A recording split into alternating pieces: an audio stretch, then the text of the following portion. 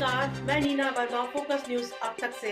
और मैं अब आपको दिखाने जा रही हूँ माँ जानकी सीता मैया का जन्म स्थल और उनकी उत्पत्ति कहाँ से हुई और इसकी सारी जानकारी।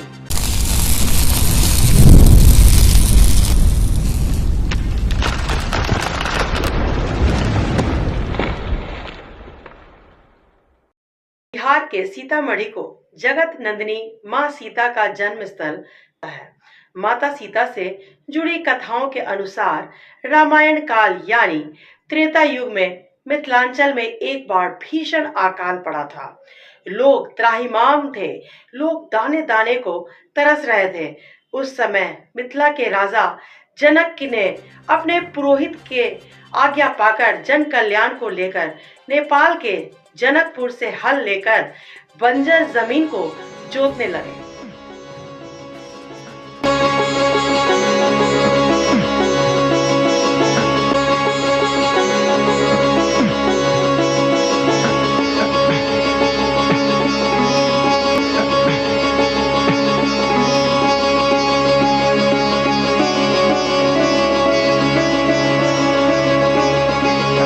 हल जोतने के दौरान ही सीतामढ़ी के पुनौरा में जमीन के अंदर एक रक्त के घड़ा से हल टकराया और उस घड़ा से सी का आवाज सुनाई दी।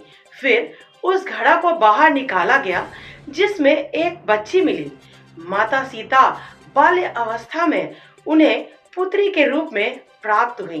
तब से इस स्थान को तीर्थ स्थल के तौर पर देखा जाता है जो जानकी की जन्म स्थली के नाम से प्रसिद्ध है।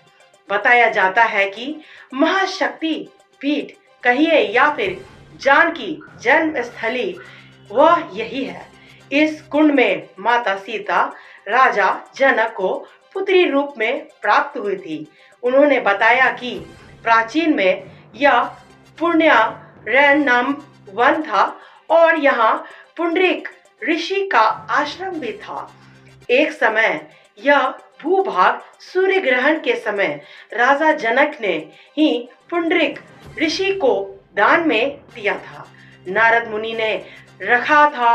माता का नाम दान में देने के कारण इस जमीन को स्वामित्व था, वह पुंडरीक ऋषि के अधीन था।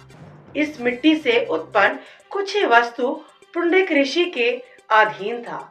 जब माता सीता यहाँ से प्रकट हुई तो पुंडरीक ऋषि ने उस बच्ची को राजा जनक को सौंप दिया।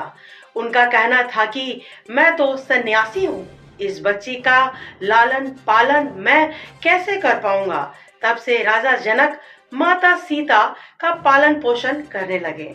उन्होंने बताया कि शुरू में माता सीता का नाम जया से जानकी रखा गया, परंतु बाद में नारद जी ने जनक की पुत्री का नाम सीता रख दिया। सीतामढ़ी में ही पड़ा सीतामढ़ी का नाम में मुख्य पुजारी महंत कौशल किशोर दास जी ने बताया कि जब राजा जनक हल जोतने के लिए आए थे तो वर्तमान में जहां जानकी मंदिर है वहां उन्होंने अपना पड़ाव लगाया था, जिसको मंडई भी कहा जाता है। वहां से 4 किलोमीटर की दूरी पर स्थित पुनौरा में माता सीता उन्हें प्राप्त हुई थी। फिर वह उसी पड़ाव मड़ई में माता सीता को ले गए जहां उनका छठी यानी छठीहार मनाया गया। इसलिए उस स्थान को भी धार्मिक स्थान माना जाता है। माता जानकी को नारद मुनि ने सीता कहकर संबोधित किया है। नारद मुनि ने ही जानकी का नामकरण किया गया। तब तो उस स्थान को सीतामढ़ी कहा जाने लगा है, जो आगे चलकर बोलचाल की भाषा में सीतामढ़ी कहा जाने लगा और आज भी इस स्थान को सीतामढ़ी के नाम से जाना जाता है। मैं फोकस न्यूज अब तक से नीना वर्मा।